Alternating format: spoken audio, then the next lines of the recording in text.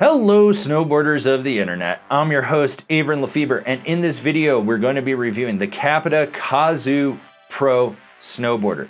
Now if you're thinking of picking one of these up, we do have affiliate links down in the description below so you don't have to go hunting for them yourself for this or any of the other products mentioned in this review. But if you're not shopping online and you're going to your local shop, slap them a high five and say we sent you in to pick this up, because supporting snowboarding is good for everyone.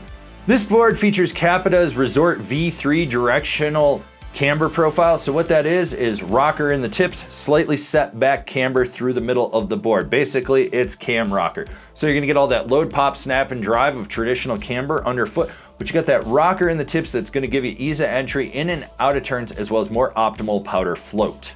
This board comes in a 151, a 154, a 157, a 160, a 155 wide, a 158 wide, and a 161 wide. I rode this board at Copper Mountain on a day that was powder on top of firm, crusty snow, if you could find it, where the bouts of high wind had blown it off. As the day went on, you got warmer temps, the snow started to settle and get a little bit heavier. You had midday powder panic, which meant a lot of chop and chunner. You had soft powdery groomers. Basically, it was a perfect day to ride a board like this, and I used my Rome Black Label bindings and my K2 Thraxis boots. It's been about 3 or 4 years since the last time I rode this, and this deck feels softer than that one, so let that sink in, because it's been a hassle trying to get this board to ride. But in my opinion, they did soften it up. They've changed a few things with it, and as TC puts it, this is the Big Mountain Mercury, and I would tend to agree with that. You get a little bit more play in the tips because of that rocker, and then it stiffens up through the midsection. The torsional flex is there, but it's not so overabundant that you can really twist this when your ankle's steering it. It's just consistent. And the nice thing about this board is that it's damp and smooth. By that I mean when you're cruising a groomer, you're at speeds, that rocker, any chatter you get is killed off before it hits underfoot. You get into rutted out terrain, the way the camber profile and the tip shape work, it climbs on top of everything, and even if you abruptly hit anything, it doesn't send any of that jarring kinetic energy back underfoot. You get on top of crusty snow, you might get a little bit of vibrations underfoot, but it's not enough to really fatigue you. This board is very, very smooth, very, very damp for a Capita, and that was very noticeable with it. This board snaps. It's very easy to load that camber section up, roll back on the tail, and it's like a springboard. It boosts.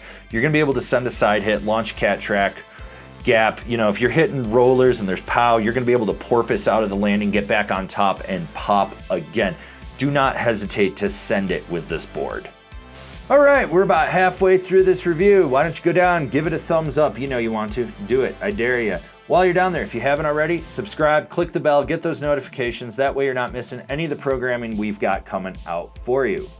Pow buttering on this thing is a dream. You've got that rocker in the tips, and when you pop it around to land on it, you can really feel it flex in there, and then it engages that camber, and that gives you the snap back out. For you lighter weight riders, you're probably gonna have to fight this a little bit more, but for you average to heavier weighted guys, shouldn't be an issue with it. The rebound is solid with it. Basically do any pow butter variation and you won't have any problems with it. The edge-to-edge power transmission on this is powerful and snappy. You get a lot of power out of this. That's gonna really let you drive a carve with it. The only spot that I think it takes a little more effort and thinking is short, tight, quick carves. Because if you're going in like flatter terrain, you've got to put a little more effort into that camber to drive it and really throw your weight into the edge. You don't have to overthink it, but it's just something there. But when you're at speed and you're just doing a mellow carve, this thing locks in and it transitions well. You want to lay it over, go ahead and lay it over.